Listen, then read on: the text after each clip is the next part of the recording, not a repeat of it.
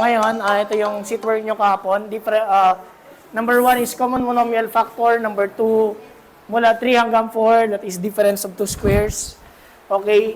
Ano yung factor ng 8? 4 times 2, yung 6. 3 times 2. Yung 4, pwede pang factorin. Di ba yung dalawang 2 partner na sila? Yung 4, pwede pa bang factorin yon? Mapapaktor pa natin siya. Pero ang tanong, may partner pa siya doon? Wala na. So pag nakita nyo yung ganon, wag nyo nang factorin para mas madali. Okay, next. Yung x squared, dalawang x yan. Yung y cube, tatlong y. Dito din, yung x cube, tatlong x, dalawang y. Okay? So pag pinag-partner-partner natin sila, dalawang 2, may partner siya, di ba? Ito, tsaka to, magka-partner. Dalawang x lang dito, so dalawang x lang makukuha. Dalawang y lang doon, so dalawang y lang makukuha. Okay, next. Yung natira naman, ilalagay natin sa parenthesis. Yung mga natira naman, 4y. Plus, natira, 3x. Ayusin natin, 2x squared. Di ba x times x, x squared? Y times y, y squared, 4y plus 3x.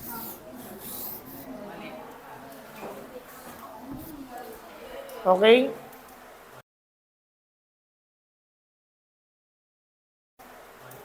Number 2, 10b squared c cubed d squared minus 12b cubed c squared d squared. So yung 10 ay 5 times 2, yung 12 ay 6 times 2. Yung 6 pwede pang factorin yon? Yung 6 pwede pang factorin yon? Pero kahit factorin ko siya, wala na siyang partner. Kasi ito, partner na yan eh. So wag na, para mas madali. Okay? Next, b squared, dalawang b. C cubed, tatlong c. D squared, dalawang d. Minus, ito na, b cubed, tatlo. Dalawang c, dalawang d. Okay? Partner-partner na. Anong partner nito? Dito. Okay? Dalawang B dito. Kuha tayong dalawang B dyan. Dalawang C lang dito. So, dalawang C lang din dito. Dalawang D. Kuha yung dalawang D. Kuha yung dalawang D natin. Parenthesis na. Pag ubos na yung mga magkakapartner, parenthesis na. Lagay natin mga naiwan. 5. May naiwan sang C, di ba?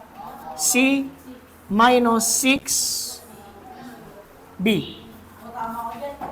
Ayusin natin. 2B squared, B times B squared, C times C, C squared, D times D squared, 5C minus 6B.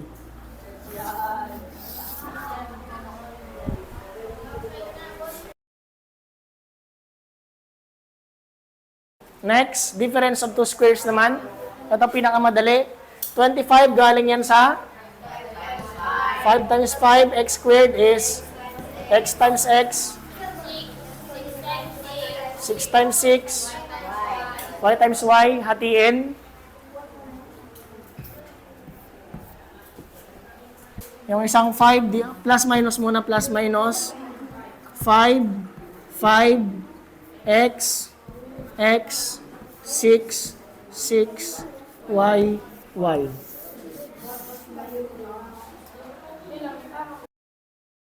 Number 4, yung 64 galing yan sa 8 times 8.